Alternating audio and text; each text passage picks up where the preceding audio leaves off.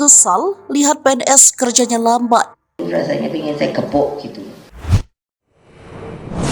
Ketua Dewan Pengarah Badan Riset dan Inovasi Nasional Megawati Soekarnoputri mengaku jengkel dengan PNS yang lambat mengerjakan tugas.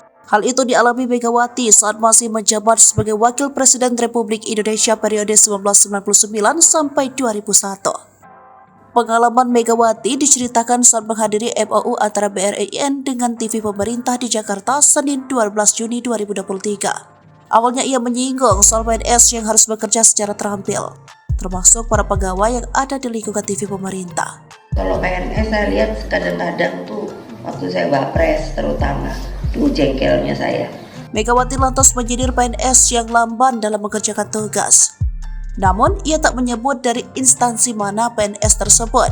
Maaf ya, kalau dulu rasanya pengen saya kepok gitu. Megawati pun meminta PNS yang melakukan tugasnya dengan sigap dan tidak menunda-nunda. Ia berharap PNS bisa mencontoh prajurit TNI yang selalu siap melaksanakan tugas. Dak gitu loh. Maunya saya tuh gitu.